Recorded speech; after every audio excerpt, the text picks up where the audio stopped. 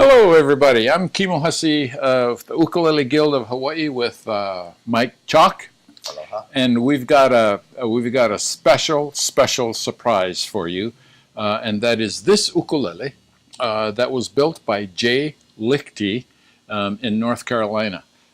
Before before I let Mike tell you about the technical builder aspects of this ukulele, what I would like to share with you is that from my perspective, this ukulele is a continuing evolvement.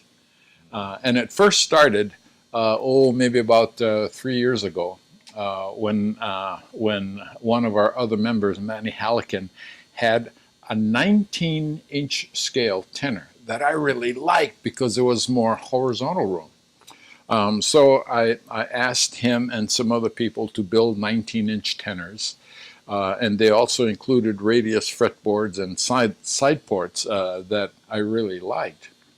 Then, as a result of that, I asked some guys to extend the vertical spacing a little bit because, in my mind, vertical spacing, more of it, and horizontal spacing go hand in hand, especially in reducing finger buzzes. So another friend, Kerry Char in Portland, had an idea with this extended scale, and he said, "Well, Kimo, I'm going to design a bigger body." Well, when he did that, it was about the size of a baritone body, and so I'm thinking that okay, baritone scales are around 20, 21 inches. So if I extend the tenor 19 inches, decrease the baritone scale by about 1 inch or so, I can play a tenor and a baritone uke and have kind of approximately the same feel. But then this came along. I had a uke sent to me once, and I was talking to Jay, and he said, you know what? Let's change the tuning and see what happens. So this ukulele, not this one, but another one like it was tuned tenor. So it down tuned it to B flat 6, which is F B flat D G, and that thing sounded forever. And that's how this ukulele is tuned, and that is how this ukulele evolved. When Jay, before he started building this, he had made an arch top like this, and so when he designed this, he was thinking of two sound holes up here, and then he decided, well, you know what? Let's go for something different, and so that's why he came up with this. Okay, before I hand this over to Mike, I want you to just listen to this ukulele. It's a really beautiful, beautiful mellow tone that's right between a tenor and a baritone sound. One of the things about baritone ukuleles, especially around the first and second fret, is sometimes the baritone is so mellow that it sounds muddy down here. Not so this ukulele. The other thing about this ukulele is that it has a 0 fret, and from a player standpoint, what that does is make the action on the first and second fret feather light.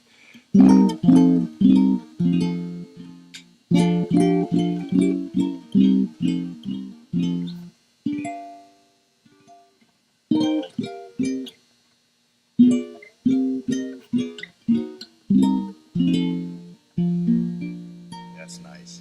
Mike, tell us about this ukulele. Well, first off, I'm mightily impressed. I think Jay has done an outstanding job from his wood selection and to his execution of detail. This bear claw Sitka is just crazy. I mean, all these compression curls going in through here, it's just really nuts. But what I like about Jay is that he's really, I think, is a sterling example of the modern builder now. He's chosen the string through, which gives, again, a very clean look to the overall appearance of the ukulele. He incorporates something I laugh at. It's just like my philosophy. I call it a little egg in the corner. When he does a little bit of design, but he just throws it out too. So it's not Filipino jitney, ostentatious. You know, it's just these little details. And this one here is this little inlay under the base of the fingerboard, which actually enhances the little purflings that he has on the outside of the fingerboard itself. Now he does the same thing with all these inner purflings coming around this this modified side port. And this modified side port is reminiscent, if you're an old-time builder, of a guy named Thurston who did the Thurston multiports way back maybe 15, 20 years ago, when the cutaways were up about closer to the neck. But what I like what Jay did is that as he did these cutaways, the cutaway itself creates a different design.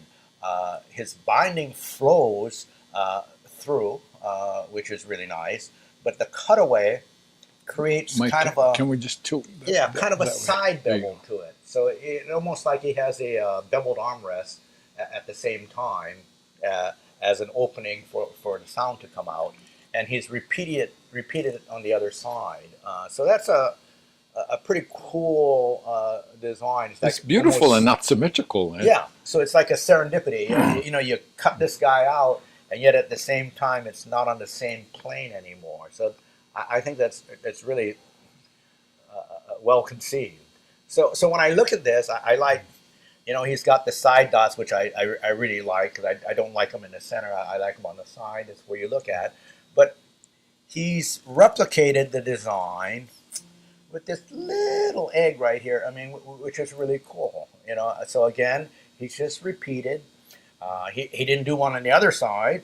He did one right here, but it makes it look elegant and well planned. So when I see an instrument like this, I look at it overall and I just think, ooh, he really did some very nice detail.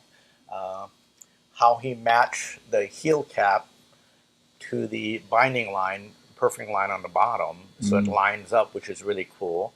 And he ran the top purfling right across the whole top, right in here, which is really nice. So as you look at it, it's just very classical. And he had choices as he ended the binding on the side. He boxed it out here. On the opposite side, he didn't have to, and he ran that binding through to the heel. So it tells me that Jay's not afraid to do things outside the box, you know. So when I see this, I just can say, ooh, awesome. I mean, this is my idea of a custom builder. It's just a job well done. Great. Thank you, Mike. So in terms of looks, playability, and action, the whole package. The whole package. Here's some great news. If you come to our exhibition in November, we're going to have at least 99 others of quality like this for you to experience. Thank you so much. Amen to that. Aloha.